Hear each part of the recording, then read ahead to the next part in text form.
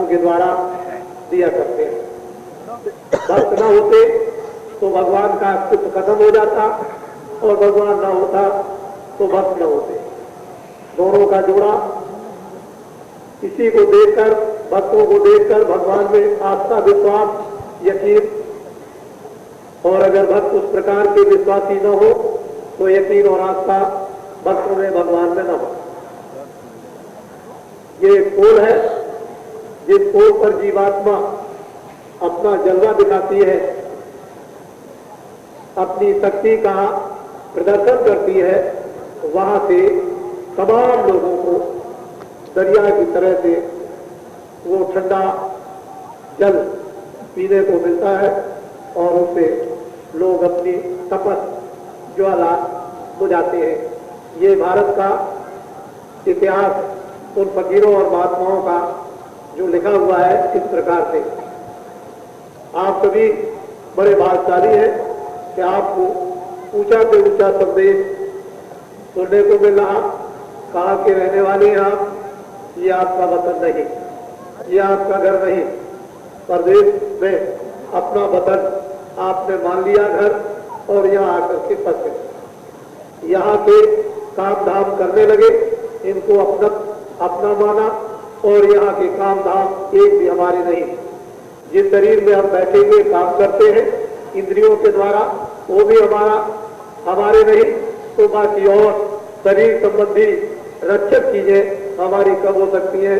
जब तक जीवात्मा इसमें, तभी तक ये मालूम होता है कि सामान मेरे है, और जीवात्मा को इस किराए के मकान से निकाल दिया, न ये शरीर अपना और न शरीर संबंधी सामान अपने। ये इससे ये मालूम होता है ये ताल्लुकात, ये सभी संबंध जितने भी हैं, ये सब शरीर की अंतिम श्वास सीमा तक है। जब तक श्वास समाप्त नहीं होती है तभी तक ये मालूम प्रतीत होते हैं कि ये सब चीजें अपनी हैं। जैसे ही श्वास सीमा समाप्त हुई वैसे ही सभी अपना अपना ताल्लुक एक क्षण मात्र में, सेकंड में तोड़ देते हैं और कोई किसी का नहीं रहता, न वो रिश्तेदारी का, न जात का, न वो धन का, न वो राज का, कोई भी संबंध किसी प्रकार का नहीं। जो अच्छा और बुरा हमने काम किया है उसका सारा का सारा जो मसाला वो अपने अंतःकरण पर, दिल पर जमा, मन पर, रूह पर हो गया, और वो सब झेल कर उठाकर उसे ले जाना पड़ता है। और उस कचहरी में जब ये हाजिर होती है तो वहां सारा हिसाब 1 मिनट के अंदर दे देना पड़ता है। उस हिसाब से ये पता चलता है उन महापुरुषों को कि उनका कितना कानून ऐसा अमिट है कि उसको इधर उधर कोई नहीं कर सकता। अपने बनाए हुए कानून को आदमी नहीं बैठ पाता, उसके बैठने में बड़ी परेशानी होती है, तो उसका कानून नियम आप कैसे बैठ सकेंगे? बड़ा ही स्वाभाविक रूप में ऑटोमेटिक उसके नियम बने हुए हैं, उसी के अनुकूल सृष्टि की तमाम ये क्रिया चलती रहती है और हम लोग उसको नहीं समझ पाते। ये सृष्टि की क्रिया पूरी कर्मों के अनुसार जब कभी गंदे कर्म होते हैं और उस क्रिया में अशुद्धता आती है तो ये विरोध पैदा होती है। आज शिव जी महाराज ने रात्रि को एक स्वप्न दिया और वो ये कि अपने काम में पक्के रहो और देश में एक बहुत बड़ा नुकसान होगा।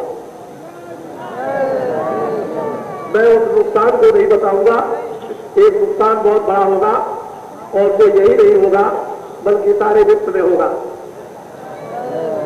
विष्णु भगवान ने बहुत प्रार्थना की शांत होने के लिए, बहुत कुछ परामर्श होने के बाद कुछ रियायत कभी जरूर की गई, नहीं तो बड़ी उत्तेजना में आंखें खोली थी और बहुत बड़ा नुकसान होने वाला था।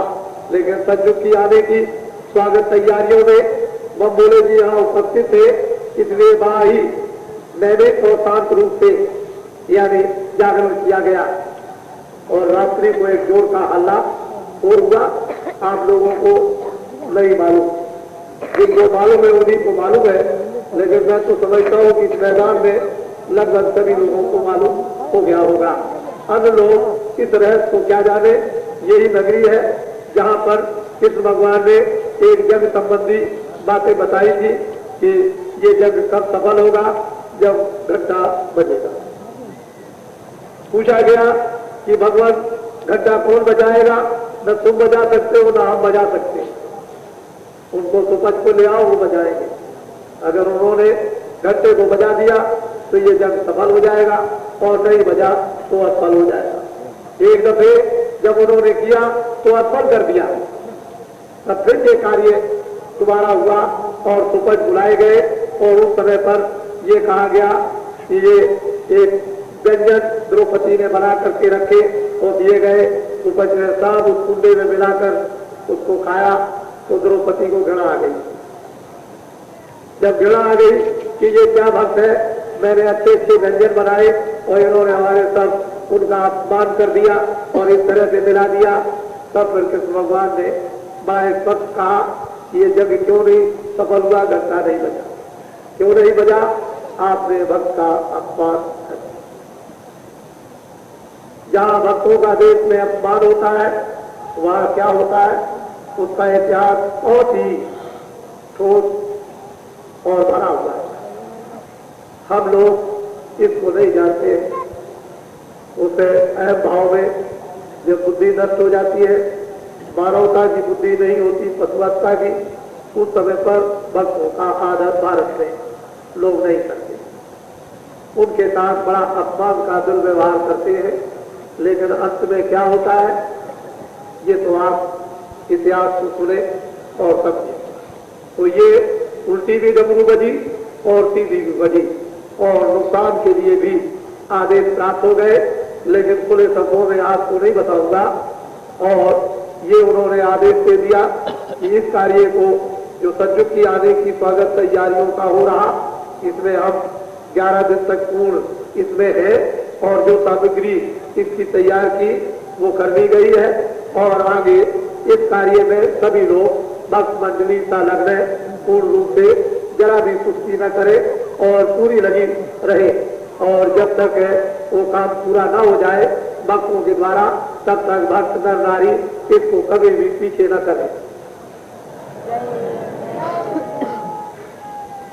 बहुत ही समझदारी की बात है। मुझे कोई नशा नहीं चढ़ा, मैं कोई पागल नहीं हूं जो इतने इतने लोगों को बैठाल कर संदेश भौतिक आध्यात्मिक मानवता का, अच्छाई बुराई का तो कोई नशा नहीं किए हुए। यहाँ पर ये बताया जाता चरित्र मानव की पोशाक। यदि चरित्र मनुष्य में नहीं है और धन उसके पास, तो उसके पास कुछ नहीं रह गया, सब कुछ उसका खत्म हो गया। खाली एक खोखला एक है जिसमें उसको शरीर दिखाई देता, लेकिन जिस व्यक्ति के पास चरित्र है उसके पास सब कुछ। चरित्र में क्या? सत्य हो, प्रेम हो, दया हो जिसको रहम कहते हैं, और सेवा हो, परोपकार, दूसरों का उपकार हो, ये चीजें उसके अंदर होनी चाहिए। अगर ये चीजें नहीं है, रहम और दया नहीं, तो फिर वो मनुष्य और इंसान नहीं। इसकी भारत में इतनी जरूरत और आवश्यकता इस धर्म देश में थी, जहाँ हामी भरते हैं रामायण गीता भागवत देव पुराण शास्त्रों फकीरों महात्माओं की, और उस देश में हम लोगों ने गजब कर दिया। हमारी तो आगे सर्व से झुकनी चाहिए। हमको तो उनकी बात कहते ही चुनू पानी में डूब करके मर जाना चाहिए। जहां ऐसी ऐसी शक्तियां जिनके ऊपर फूल चढ़ाते हैं, जिनके सामने स्तुति और आरती करते हैं, लेकिन कभी भी ये बोध नहीं होता हम कितना असत्य बोलते हैं, हम क्या क्या करते हैं। दिन को और रात को हमारी इंद्रियां कहां जाती है, ये भी हमको ज्ञान नहीं। ऐसा मालूम होता है कि हमने अपने देवता को धोखा दिया। यदि देवता खाने लगे, देवता मांगने लगे, तो मैं ऐसा विश्वास करता हूं लोग मंदिरों में जाना छोड़ दें, क्योंकि वो खाता नहीं, वो कुछ कहता नहीं। आपकी बुराई रोज कह दे कि आपने आज ये काम किया, ये आपने धोखा दिया, ये दुराचार किया, ये आपने शराब पी, ये आपने मांस मछली अंडा खाया, तो कल ही से मंदिरों में और देवस्थानों में लोग जाना बंद कर दें।